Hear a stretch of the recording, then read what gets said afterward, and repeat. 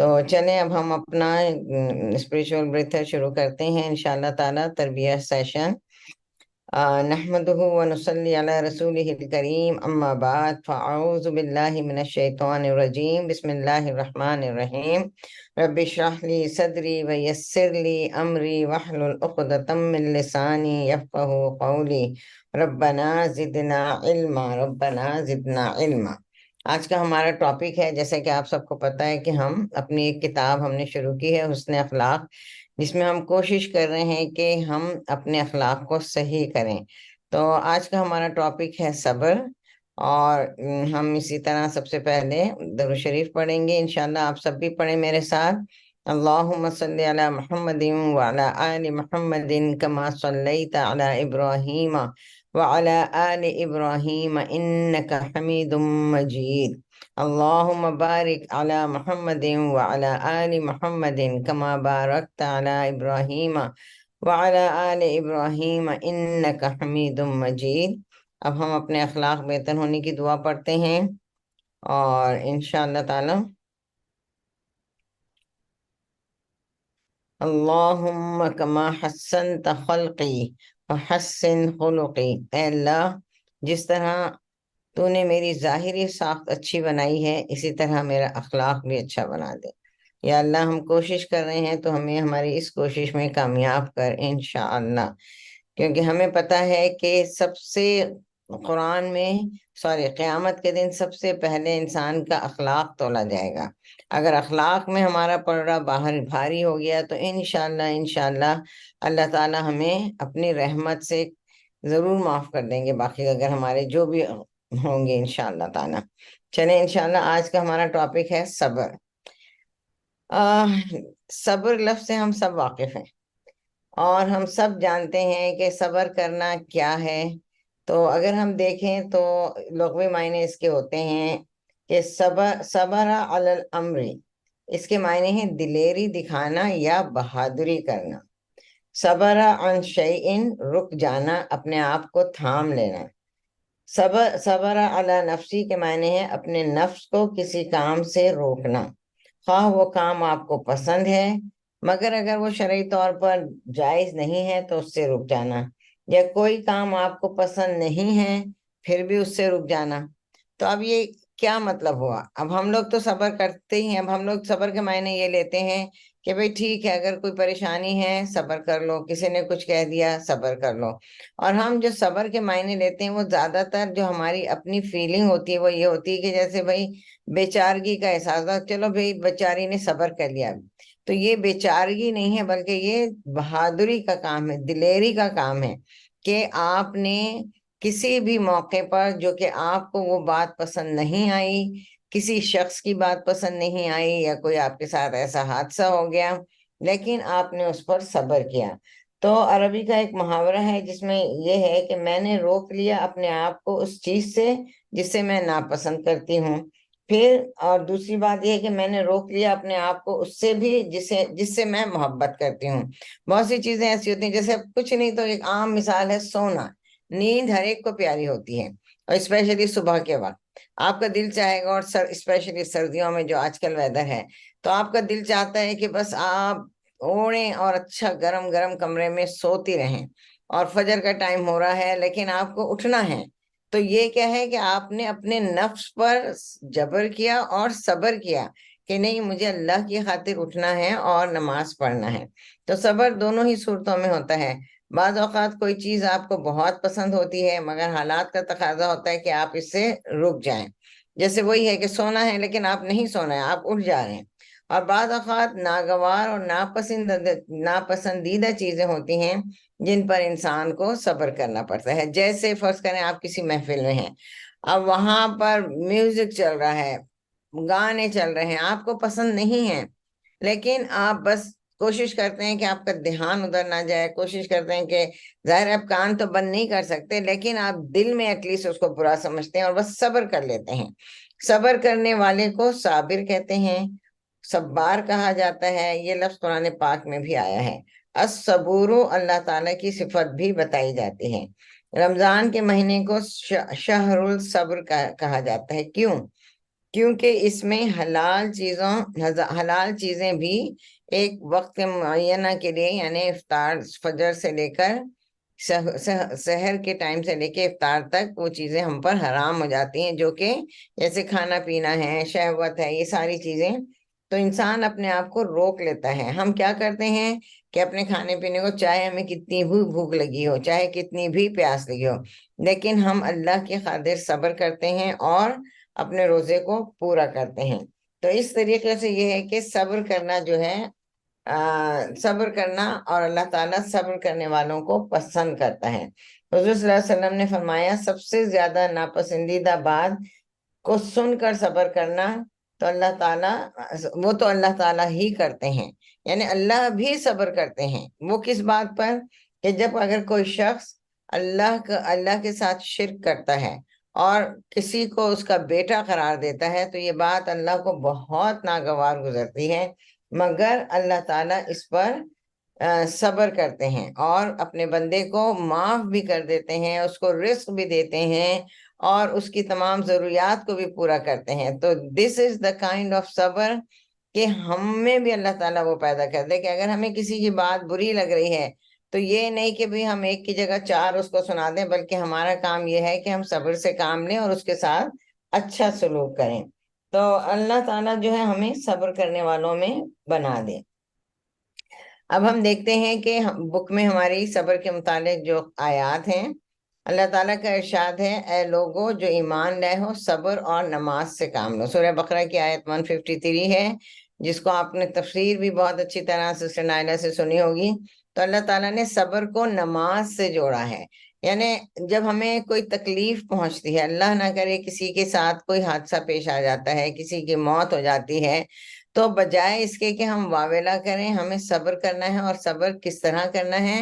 نماز سے مدد لینا ہے، کہ اگر انسان فوراً 2 نفل پڑھے اور وضو کرے اور 2 نفل پڑھ لے تو دعا کرنے لگے، تو اللہ تعالیٰ اس کو ضرور صبر عطا کرتا ہے۔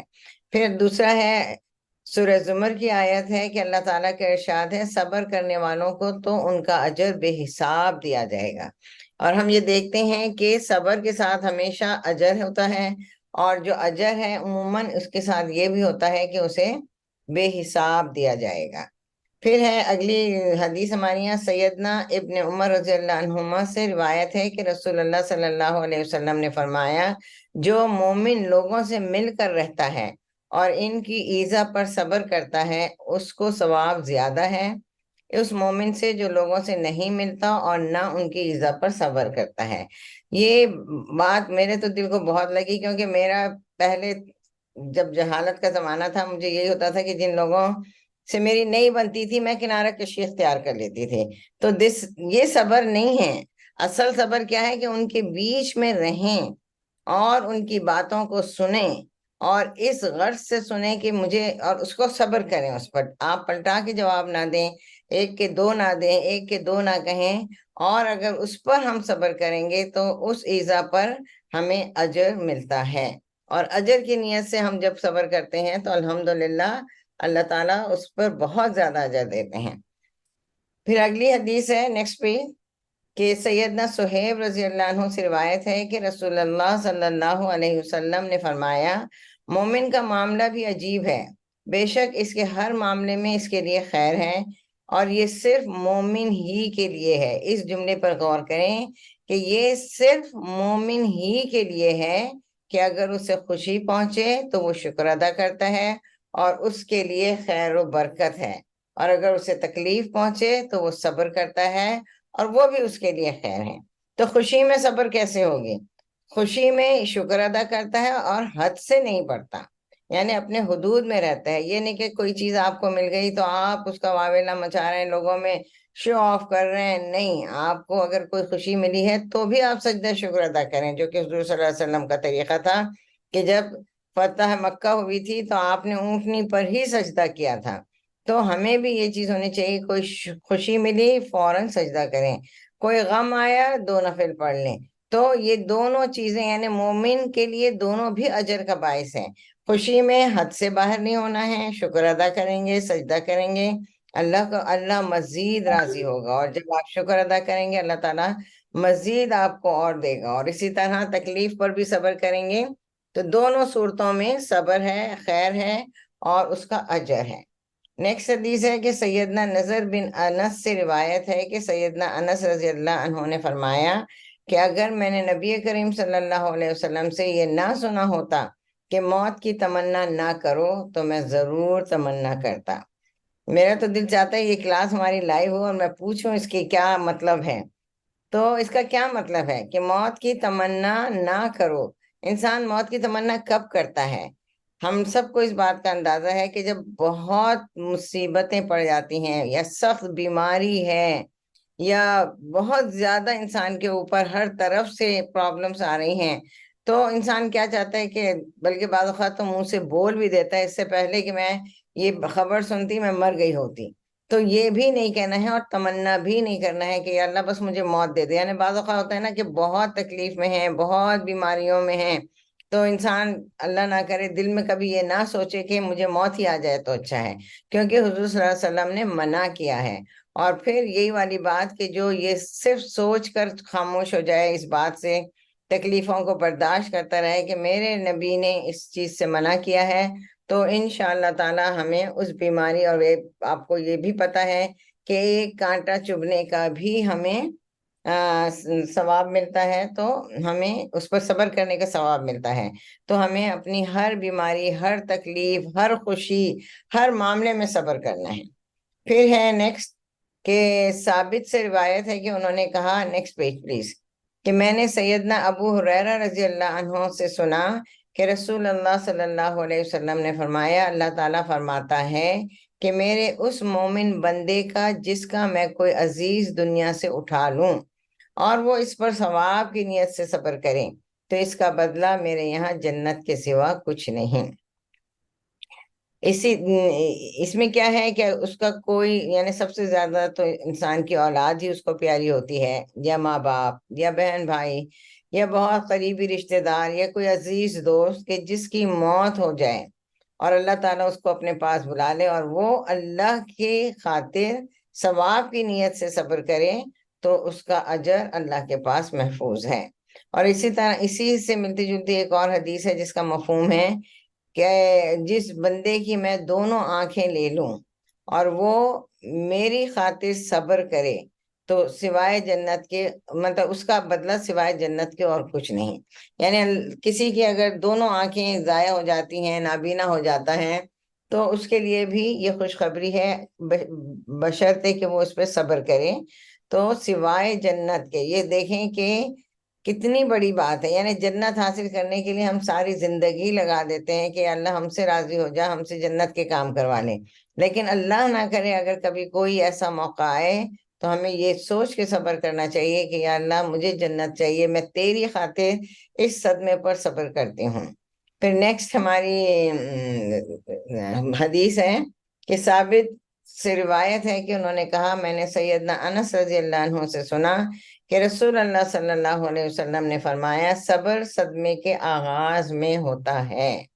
اور یہ بھی ہم سب کو پتا ہے کہ صبر پہلی چوٹ پر ہوتا ہے، چاہے وہ چوٹ جسمانی ہو، چاہے وہ چوٹ روحانی ہو، چاہے وہ چوٹ دلی ہو، کسی کی بات کا صدمہ ہو، تو پہلے سنتے ہی اسی وقت بس صبر کریں، اِنَّ لِلَّهِ وَإِنَّ إِلَيْهِ راجعون۔ ہمیں یہ بھی کہنے کا بتایا گیا ہے کہ اللہ بس یہ صبر میں کر رہی ہوں کیونکہ ہر چیز تیری طرف لوٹنے والی ہے۔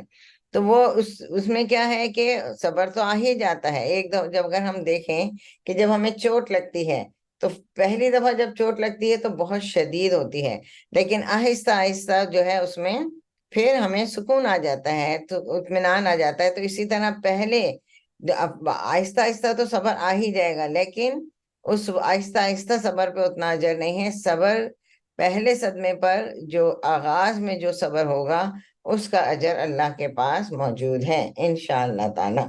تو الحمدللہ یہاں ہماری یہ احادیث ختم ہوئی۔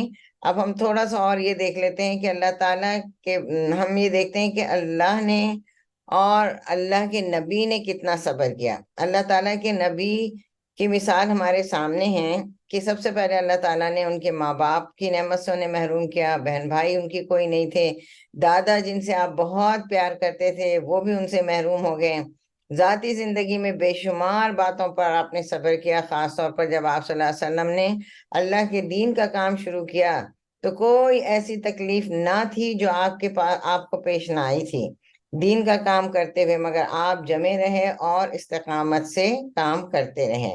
تو صبر وہی کر سکتا ہے جو اعلیٰ ظرف ہوتا ہے۔ اللہ تعالیٰ لوگوں کے کفر، شرک، نافرمانیوں پر صبر کرتا ہے، تو ہمیں بھی چاہیے کہ لوگوں کی باتوں پر ہم صبر کریں، اور جیسا کہ ہے کہ احسن عمل ہی ہمارے لیے ہوتا ہے۔ مطلب تکلیفیں تو آئیں گی، آزمائشیں تو آئیں گی، وہ تو اللہ تعالیٰ نے قرآن میں کہہ دیا ہے، سورہ ملک میں ہم پڑھتے ہیں تکلیفیں تو ہوں گی، لیکن ان تمام تکالیف پر ہمیں صبر کرنا ہے۔ تو اللہ تعالیٰ سے دعا ہے کہ اللہ تعالیٰ ہمیں اول تو کسی پریشانی میں ڈالے نہ، اور اگر پریشانی میں ڈالے تو ہمیں اللہ کے خاطر صبر کرنے کی توفیق عطا فرمائے، اور اگر ہمیں خوشی ملتی ہے تو بھی ہم حد سے باہر نہ ہوں، بلکہ اللہ کا شکر ادا کرتے ہوئے ہم اللہ کے لیے ہو جائیں، کیونکہ ہمیں شکر اللہ کے لیے ہی کرنا ہے۔ تو انشاءاللہ تعالیٰ بس اس دعا کے ساتھ کہ اللہ تعالیٰ ہمیں صابرین میں شامل کر لے، ان اللہ مع الصابرین، کیونکہ اللہ تعالیٰ صابروں کے ساتھ ہے۔ آمین یا رب العالمین۔ سبحانک اللہم و بحمدک، نشہد ان لا الہ الا انت، نستغفرک و نتوب الیک۔